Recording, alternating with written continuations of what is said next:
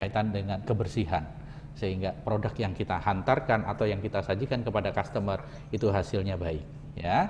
Maka ini kita apa sih yang dimaksud dengan kitchen safety? Ya, kita akan belajar dan kita mencari, kita mengidentifikasi apa yang menjadi faktor-faktor pencetus dari yang namanya atau bentar.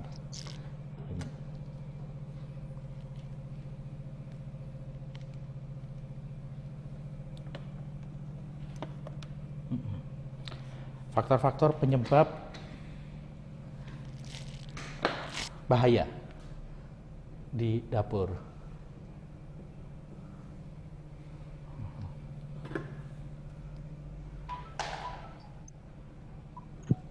Hazard di kitchen.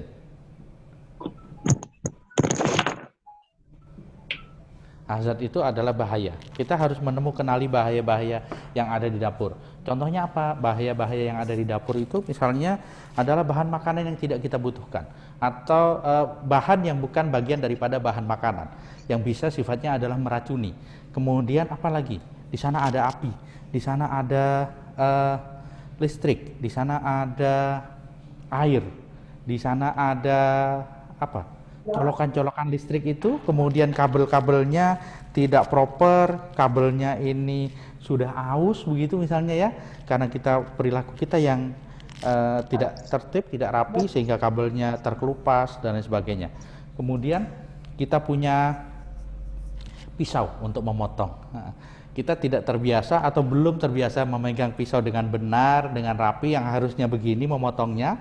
Nah, kita masih begini memotongnya. Akibatnya apa? Jari kita akhirnya tersayat. Nah, ini artinya perilaku-perilaku ini yang harus kita kenali atau kita identifikasi, sehingga bahaya yang akan kita hadapi nantinya yang ada di dapur ini bisa kita minimalisir. Tidak kemudian kita tambah besar-besarkan sehingga ada api yang membesar, atau ada korsleting listrik yang kita tidak bisa kendalikan. Nah, ini semuanya bisa kita eliminir, sehingga bekerja di dapur kita tahu sumber bahayanya di mana, sehingga kita bisa sangat berhati-hati. Termasuk juga kalau kita memiliki lantai yang sedang dipel, jangan lupa kasih segitiga kuning tuh, nah, yang berisi tentang announcement. Untuk apa? Kita berhati-hati, lantainya sedang dipel. Misalnya saya nggak pandai menggambar, ini adalah stick mop, nah, begitu ya. Terus dicoret atau gambar orang melangkah yang harus hati-hati seperti itu, atau dikasih tulisan beware of your step, misalnya begitu ya, atau attention atau apa bahasanya. Sehingga bahasa juga, kalau seandainya kita tidak populer dengan bahasa asing, kasih terjemahannya di dalam bahasa Indonesia atau di dalam bahasa setempat, sehingga orang yang kita beri informasi itu dapat well informed, ya. Baik, selanjutnya itu bahaya-bahaya yang ada di dapur. Contohnya tadi sudah saya ada bilang, terbakar, terpotong, tersayat, kemudian tersengat listrik, terpleset, keracunan, bahan makanan yang tidak kita butuhkan, ya jauh-jauhkan daripada nanti mencemari. Mungkin tidak meracuni, tetapi akan merusak presentasi, akan merusak cita rasa, apalagi bahan-bahan yang bersifat racun. Contohnya apa? Contohnya mungkin cuka. Kalau dipakai dalam jumlah yang terlalu banyak, satu pasti akan rusak rasanya, kemudian mungkin akan korosif kepada makanan. Ya. Kemudian bahan tambahan pangan yang lain yang memang pemakaiannya harus dalam takaran tertentu. Contohnya adalah baking soda. Nah, kalau terlalu banyak apa yang terjadi? Nah, begitu ya.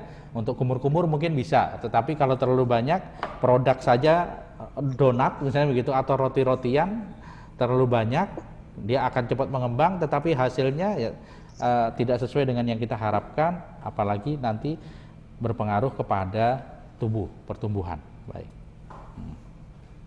Kemudian kita harus aware, mengambil perhatian atau fokus, ya, begitu ya, kepada hal-hal yang berkaitan dengan pekerjaan kita.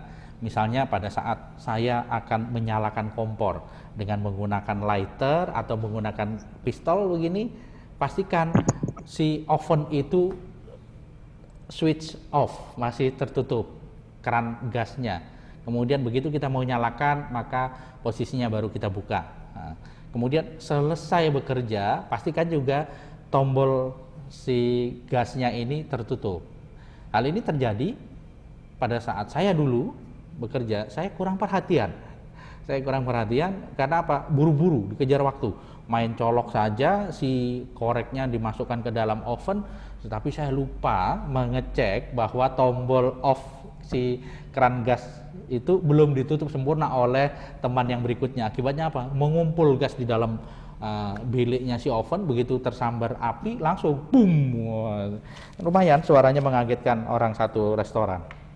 Dan saya pun mengalami luka bakar. Ya, puji syukur alhamdulillah tidak ada bekas. Ya. Kemudian bahaya itu tidak hanya sekedar yang khusus ada di dapur, tetapi dari awal pada saat kita berangkat bekerja. Dari mana? Rumah misalnya, atau di jalan. Kita mengendarai apa nih? Kendaraan umum, atau mengendarai motor, atau mengendarai mobil begitu? Nah, kendaraan pribadi atau kendaraan umum. Dari rumah, pastikan rumah kita yang akan kita tinggali, yang akan kita tinggalkan, bukan kita tinggali, yang akan kita tinggalkan gasnya mati. Nah, kemudian apa lagi? Listriknya mati. Kecuali mungkin di depan, di teras, CCTV dan sebagainya itu sudah nyala. Kemudian cek tekanan angin ban kendaraan kita. Kemudian kalau kita akan menggunakan public transportation, pastikan kita tidak terburu-buru. Jadi kalau misalnya memang masuknya jam 7, mungkin jam 5 kita harus sudah siap-siap, setidaknya jam 6 kita sudah harus berangkat, tergantung daerahnya. Kalau di Jakarta mungkin bisa berangkat lebih pagi karena risiko traffic jam. Nah, sehingga akan mengakibatkan terlambat. Kemudian kendaraan pribadi, apa? Tekanan ban, kemudian klaksonnya, kemudian lampu sign kanan kiri.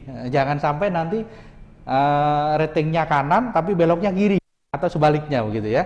Nah, kemudian di jalan, risiko di jalan ini kalau tidak ditabrak ya nabrak. Maka kita harus benar katanya jaga jarak. Nah, hati-hati sampai kemudian masuk ke dapur, kita mengenali bahaya di dapur. Kemudian sampai kita pulang meninggalkan area dapur, kita juga pastikan dapur ini terkunci, dapur ini dalam posisi off. Ya, kembali lagi ke rumah, dalam perjalanan kita juga sama, harus hati-hati. Kita harus mengenali. Nah, begitu kita masuk di dapur atau di properti kita bekerja, salah satu poin yang paling utama itu tadi, kita harus fokus kepada pekerjaan kita. Jangan kemudian terbayang, oh di rumah itu tadi gasnya udah mati belum ya, listriknya udah mati belum ya, kucingnya udah dikasih makan belum ya, gitu ya, ikan udah dikasih makan belum ya, hamster, gitu ya. Kemudian menggunakan uniform dengan proper. Artinya kalau memang kita sudah memiliki uniform dengan baik, uniform yang disediakan oleh perusahaan dengan lengkap, pergunakan. Safety shoes harus dipakai dengan baik. Ya, jangan kemudian bagian tumitnya itu diinjek. Pak, kalau mau sholat biar mudah dicopot, diinjek aja, bahaya ya. Kenapa kita tidak menggunakan safety shoes yang tidak ada tumitnya kalau memang tidak ingin menggunakan safety shoes dengan benar karena tumitnya diinjak misalnya begitu ya. Ini akan lebih baik kalau kita menggunakannya dengan lengkap sehingga pada saat kita terciprat minyak, tersiram air panas, posisi kaki kita ini bisa tercover dengan sempurna. Kemudian hati-hati. Jangan mudah panikan, jangan mudah latah. Nah, kalau panik terjadi kebakaran, kemudian bencana yang lain, kita panik yang harusnya kita lari ke arah exit way, akhirnya panik kita cuma bisa teriak-teriak, api, nggak lari-lari, nggak lari-lari. Yang jadi masalah di sana. Nah, ya malah kemudian latah, akhirnya ada temannya yang membuat panik juga, akhirnya dia tidak bisa terselamatkan. Ini yang relatif menjadi bahaya. Nah, kemudian hati-hati, bisa jadi kita membuka tutup pintu kulkas tidak sempurna. Nah, karena buru-buru rasa kita sudah ditutup rapat, tapi ternyata belum. Nah, ada teman kita lari buru-buru mau ambil apa ke dalam freezer sana, misalnya, atau mau ke pastry atau mau ke bakery, dia akan melalui pintu kulkas yang tadi kita buka, atau laci. Nah, laci tempat kita menyimpan alat kerja yang lain, pastry cutter, kemudian scale atau timbangan, alat kerja yang kecil-kecil kita letakkan di bawah di laci, tapi lacinya belum tertutup rapat. Apa yang terjadi kalau ada teman kita yang ikut lalu lalang atau bahkan kita sendiri yang lalu lalang, akhirnya ini bisa mencederai kita. Pintu yang tidak rapat, kemudian drawer atau laci begitu ya. Nah, kemudian letakkan alat-alat kerja yang bentuknya besar, itu ada kalau kita susun di dalam rak, maka letakkan di rak yang paling bawah. Misalnya raknya ini ya, ada dua susun begitu misalnya. Maka yang berat letakkan di bawah. Apa contohnya? Mungkin panci yang besar, dandang yang besar di sini. Nah, letakkan di sini. Jangan di sini. Nah, ini tidak boleh. Kenapa tidak boleh? Pak, enak di atas Pak, pemandangannya biar kelihatan dapur kita penuh, rapi. Nah, jangan. Kalau terjadi bencana, kemudian contoh paling mudah di Jogja, kita akrab dengan gempa bumi. Kemudian yang atas itu adalah yang besar-besar, yang berat, sementara kita hanya menggunakan headset, bisa jadi dia jatuh menimpa kepala kita. Nah, gitu ya. Kecuali kita bekerja menggunakan safety helmet, ya aman. Tetapi kan nggak mungkin bekerja di dapur menggunakan helm, maka letakkan di bawah. Di samping mudah pengambilannya, kemudian penyimpanannya juga mudah, ya. Nah, dari sisi safety juga dapat. Kemudian perhatikan arah pintu keluar atau exit road. Nah, rute di mana kita akan perlu lari jika terjadi bencana. Nah, kita masuk ke sebuah gedung, kemudian kita harus cari pertama kali adalah exit road. Umumnya exit road itu atau exit way akan menunjuk kepada tangga darurat. Akan menunjuk kepada arah tangga darurat atau emergency staircase. Ya, sehingga jika terjadi bencana, lift itu tidak boleh dipakai, eskalator juga tidak boleh dipakai. Kenapa? Karena di sana ada electricity dan biasanya lift yang memiliki sistem safety yang baik, dia akan berhenti pada elevasi lantai terdekat. Nah, jadi misalnya dia sedang ada di 10,5 menuju ke 9, kemudian terjadi bencana, mati lampu, kemudian si lift ini masih memiliki baterai cadangan, dia akan berhenti pada suatu lantai terdekat untuk apa? Memudahkan evakuasi orang yang ada di dalam. Nah, baik ya. Kemudian yang terjadi dengan kita kalau kita panik-panik, nah, kalau kita panikan, maka kita tidak bisa menyelamatkan diri kita. Nah, apa yang terjadi kalau seandainya kita terbakar, kita tersengat api, kemudian kita tidak bisa menyelamatkan diri kita, apalagi menyelamatkan properti kita. Akibatnya apa? Perusahaan kita terbakar. Nah, kalau perusahaan kita terbakar, tempat kerja kita terbakar, dapur kita terbakar, kemudian kita akan bekerja di mana? Nah, kita bisa jadi kehilangan pekerjaan. Sudah kehilangan pekerjaan, bisa jadi juga yang menyebabkan kebakaran itu kita. Dan kemudian hal ini diinventarisir nih, di BAP oleh bapak-bapak polisi maupun dari pihak owner, dicari. Kebakaran terjadi jam 21 malam, tadi malam. Nah, apa penyebabnya? Kemudian dicari dulu ya.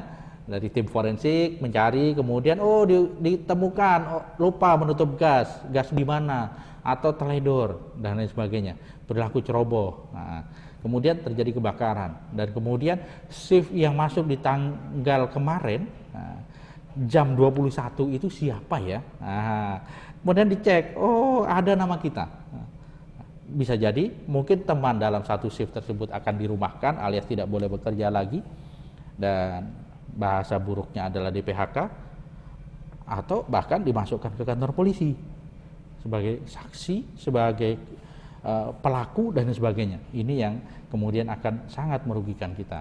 Nah, ya, maka hal ini mudah-mudahan ini menjadi sebuah informasi yang baik, kemudian bisa memotivasi kita bahwa bekerja di dapur kita harus menemukan bahaya-bahaya atau hazard agent, poin-poin yang bisa menyebabkan bahaya-bahaya yang akan menjadi teman kita bekerja di dapur.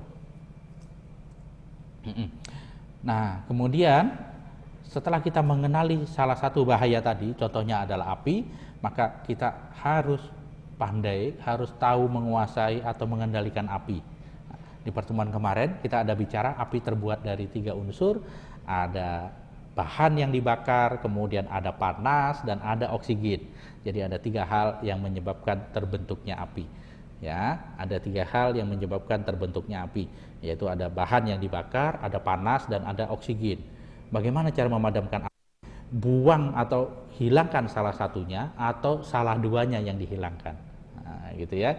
Nah, kemudian jika api itu terjadi dan itu membesar, salah satu cara untuk paling mudah memadamkan api adalah menggunakan alat bantu yang disebut dengan bahasa Indonesianya singkatannya adalah APAR, alat pemadam api ringan atau fire extinguisher yang portable, yang bisa dijinjing, biasanya berwarna merah ya, yang berkaitan dengan alat pemadam api secara universal warnanya merah.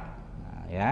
Nah, jadi kalau Anda bekerja di dapur atau Anda sedang duduk-duduk di restoran, jajan atau melakukan aktivitas yang lain, kebetulan ceilingnya restoran ini tidak ditutup, tidak dipasang plafon dan sebagainya, diekspos.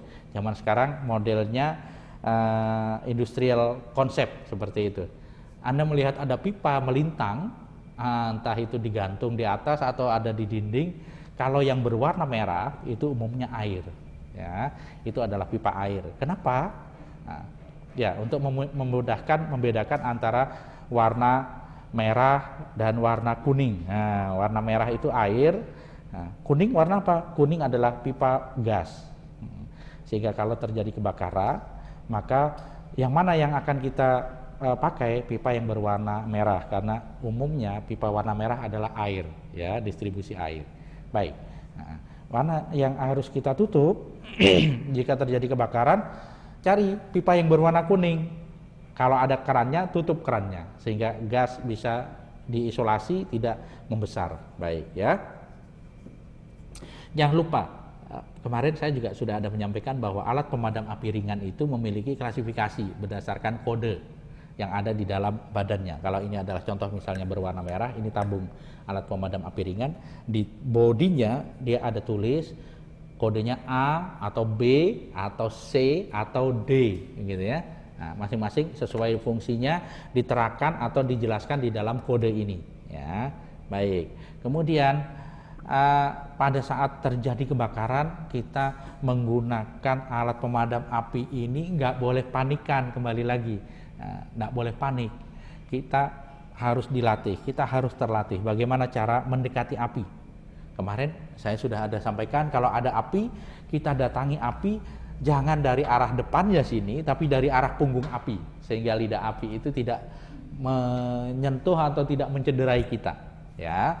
Nah, kemudian alat pemadam api ini bisa kita dekatkan, kemudian kita semprot di sini nih, di punggungnya sini, sedekat mungkin. Jangan lupa dia memiliki pelatuk. Kita tarik pinnya, gitu ya.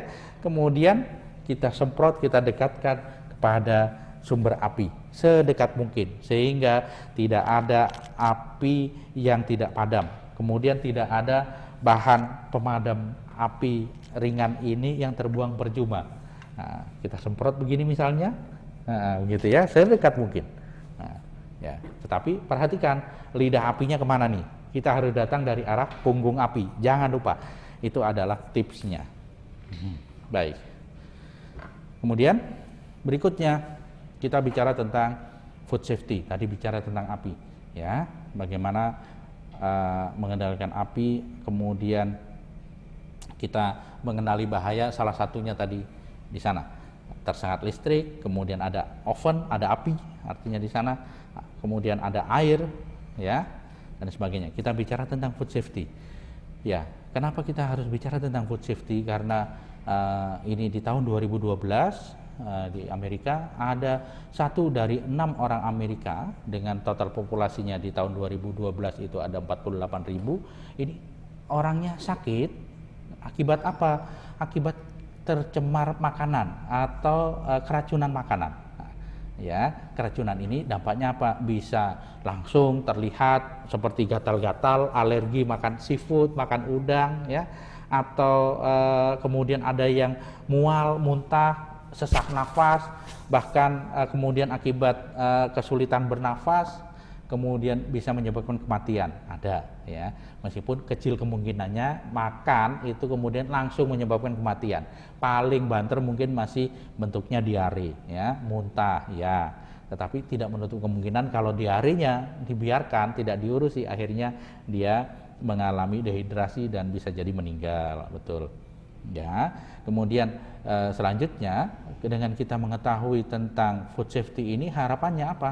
Kita bisa meminimalisir orang-orang yang terpapar makanan yang rusak atau makanan yang mencemari badan kita, sehingga setiap tahun orang itu akan terus senantiasa sehat dan menjadi sehat, meskipun ada juga yang kemudian orang itu menjadi sakit. Nah, ini yang perlu kita ketahui, sakit di mana, ini yang perlu kita cari tahu, ya, apakah betul dari makanan kita atau memang kondisi tubuh seseorang. Baik, ya. Apa yang menyebabkan keracunan pada makanan? Nah, yang utama adalah bakteri, kemudian virus. Nah, bakteri dan virus, ya. Bakteria ada salmonella di sana, ya. Kemudian apalagi ada E. coli di sana, virus influenza ada di sana, dan yang sekarang jelas ada adalah COVID-19, ya, corona. Kemudian sebelumnya ada SARS, ya, ada salah satunya lagi yang populer adalah cacar air virus, ya. Nah, itu menular. Baik. Nah, kemudian parasit. Apa itu parasit? Nah, ya, parasit contohnya hewan-hewan yang menempel atau tanaman yang merugikan kita dan menempel dan kemudian menyebabkan kita sakit. Cacing bitang misalnya begitu, ya. Nah, kemudian ada jamur, mold, ya. Ada jamur, kemudian ada toksin, toksin yang diakibatkan oleh makanan yang berjamur. Memang ada jamur yang memang sengaja kita pakai untuk membuat makanan, contohnya raginya tempe, itu sengaja dibuat jamur, ya. Kemudian apalagi tape, sengaja diberikan jamur supaya menimbulkan rasa asam dan bisa dimakan. Kemudian bahan-bahan kontaminan yang lain, bahan kontaminan ini adalah bahan pencemar, ya. Bahan pencemar itu ada kategorinya, kemarin mungkin saya sudah ada sampaikan, ada cemaran yang bersifat biologis, ada yang mikrobiologis,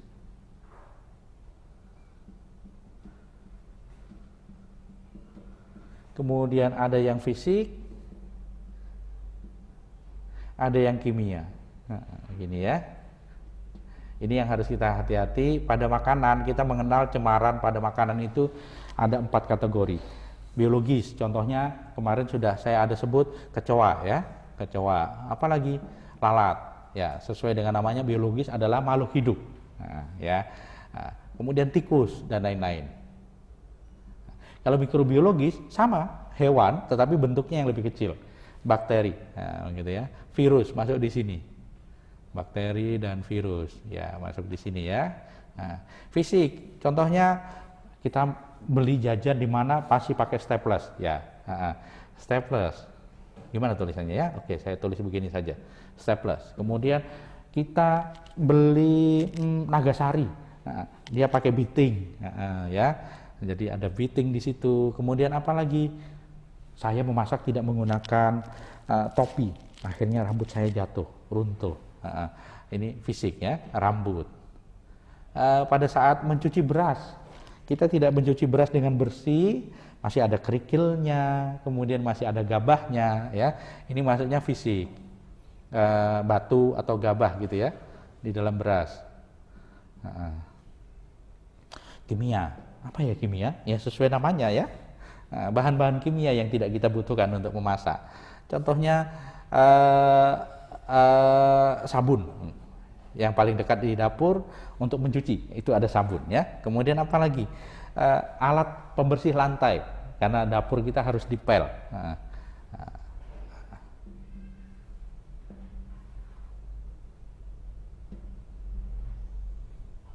Kemudian apa lagi? Bisa jadi cuka ya, dan lain-lain. Nah, ini ada yang bermanfaat, memang kita butuhkan, tetapi ada juga yang tidak. Mikrobiologis, enggak ada. Yang ini malah harus kita hindari. Kimia, cuka mungkin kita pakai, tetapi harus kita kendalikan supaya tidak dekat-dekat dengan bahan makanan, misalnya begitu ya. Baik. Nah, akibat dari keracunan makanan ini apa ya? Ini tadi penyebab dari makanan kita bisa keracunan dari bakteri, dari virus, ya, kemudian parasit, kemudian jamur, kemudian ada lagi satu lagi alergen, hal-hal atau bahan makanan yang bisa menyebabkan kita alergi. Alergi itu ada yang sifatnya keturunan karena faktor genetika. Si ibu contohnya begitu memiliki sakit asma, umumnya keturunannya akan ada yang mengikuti dari genetika ibunya. Ya. Terus apalagi karena saya habis berada di daerah panas kemudian pindah di daerah dingin, karena ini musim hujan kemarin, sekarang masuk ke musim kemarau. Pagi harinya musim kemarau itu sekitar jam 2, jam 3 sampai dengan jam 6 pada saat kita mau mandi, hawanya dingin banget. Ya, akhirnya badan kita bentol-bentol. Kalau orang Jawa bilangnya biduran. Ya. Nah, ini akibatnya apa? Ya, tidak nyaman badan kita, gatel dan nggak enak, begitu ya. Kalau orang Sumatera sana bilangnya apa ya? Galigato ya. Orang di Minang sana. Kemudian makan tadi ada udang, makan seafood, kemudian mungkin makan ayam, ini tidak tahan, ayam broiler misalnya begitu ya. Baik, kemudian apa yang terjadi jika kemudian kita mengkonsumsi bahan makanan yang mengandung cemaran ini tadi, cemaran kimia gitu ya, cemaran mikrobiologis. Dampaknya kalau kita konsumsi dalam waktu yang cukup lama, ginjal kita bisa kena, ya. Kemudian mungkin tulangnya ada kendala di tulangnya menjadi rapuh, artritis, gitu ya, kidney failure. Kemudian makanan jamur yang terus-terusan kita makan, apa yang terjadi? Bisa jadi kita mengalami kerusakan otak. Tempe bongkrek, ya, tempe bongkrek.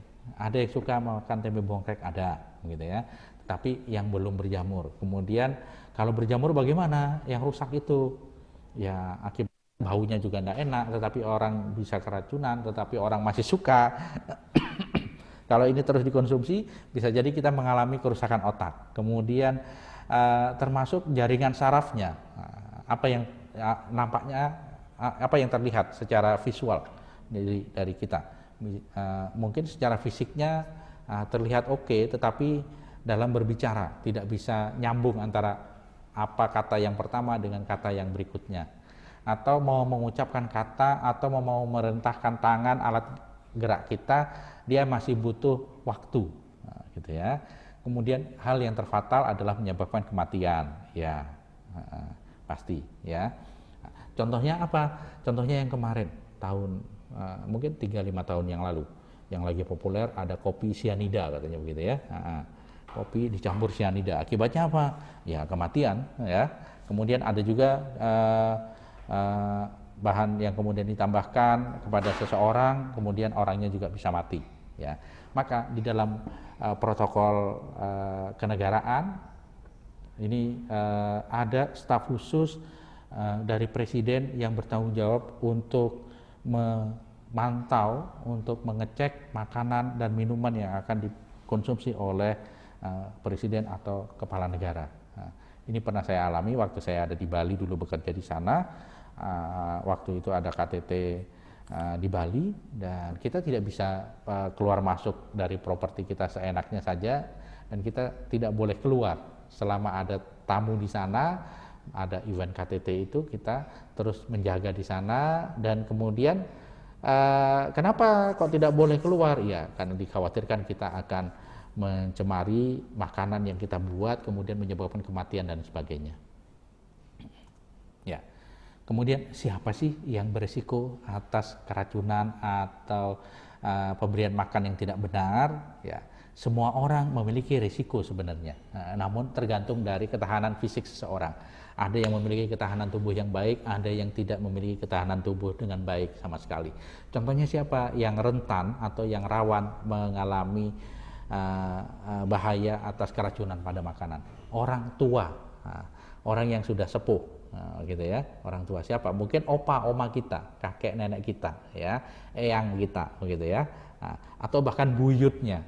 Nah, kemudian baby, adik kita atau tetangga kita, keponakan kita, ya, yang masih kecil, kira-kira di bawah usia 5 tahunan lah ya. Mbak Tita, bawah 3 tahun. Kenapa? Ya, karena anak-anak kecil-kecil itu yang masih baby begitu, dia sangat curious, apapun ditemukan, apapun dia pegang, apapun yang dia lihat, kemudian dia akan berusaha memasukkan ke mulutnya. Entah itu spidol begini, entah itu dia main mobilan, atau apapun baterai yang ada di mobilan, dia congkel, dia masukkan ke mulut, dia pikir itu makanan. Nah, itu alamiah sebenarnya, karena dia sedang mengisi memorinya. Nah, tetapi bagian daripada kita yang ada di seputar anak kecil ini untuk memantau, jangan sampai nanti bahan yang berbahaya itu kemudian tertelan, yang menyebabkan kemudian bisa kerusakan otak, kemudian bahkan menyebabkan kematian, ya. Nah, ada lagi yang mau ditanyakan? Nggak ada ini. Ya, oke. Jadi materinya, harapan saya sih materinya cukup nyaman, tidak terlalu menyulitkan, sehingga Anda sekalian bisa menjawab semua pertanyaan 5 soal yang sudah saya sampaikan itu tadi di paling lambat di hari Minggu besok dengan jawaban yang terbaik tentunya, ya.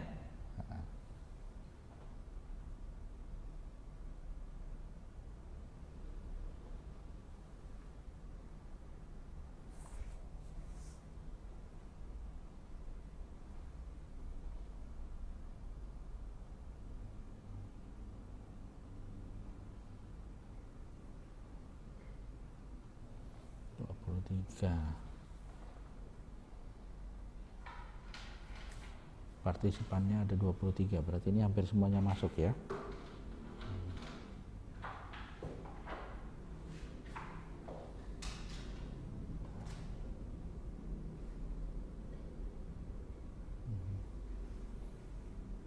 Baik, kalau memang tidak ada, bisa diakhiri mungkin, Miss, atau bagaimana? Ya, gitu ya. Baik, terima kasih untuk perhatiannya semua.